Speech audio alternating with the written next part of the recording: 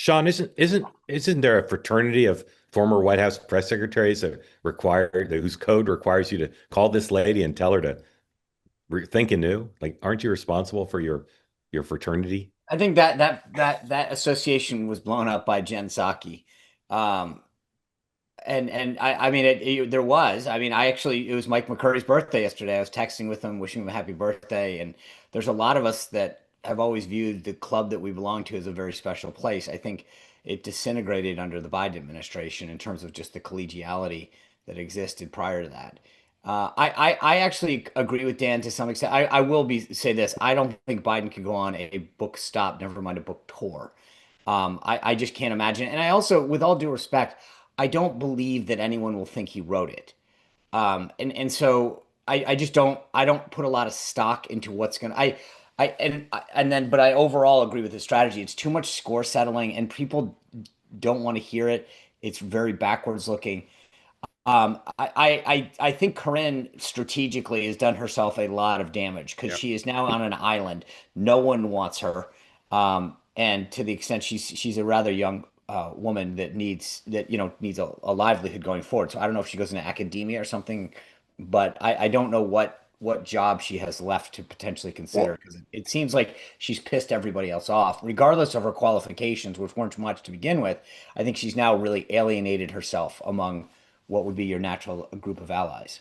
Well, and her argument's somewhat nonsensical. I mean, she's clearly trying to be like the loyal soldier and stick by Biden, but everyone else has, kind of pulled the curtain back and stated the obvious. So if she wrote this first, like, okay, maybe people at the time would have been like, well, no one else has said anything else, and we all have our own opinions a little. But she's coming after so many people have said Right. he was struggling. Even Biden aides with the right hands Yeah, raised.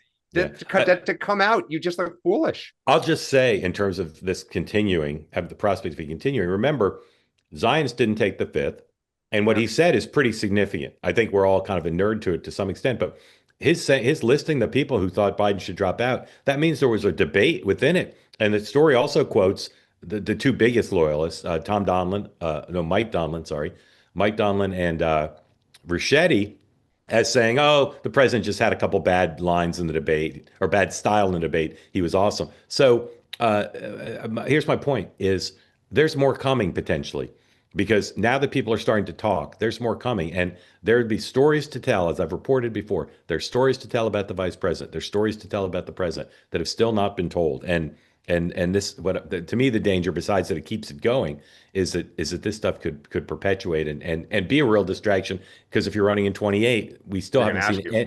we still haven't seen any 28 candidate actually come clean on this. And By the way, and the other thing that we kind of just glossed over is the report itself.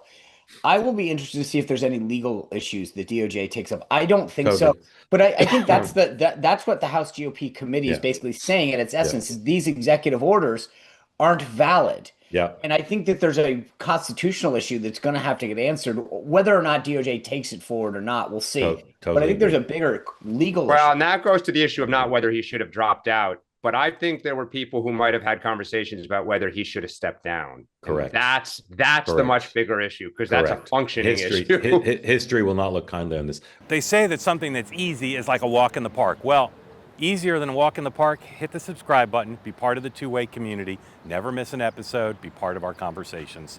Thank you for your service to America. And don't forget, you can now listen to the morning meeting and Two Way Tonight on Apple, Spotify, or wherever you get your podcasts.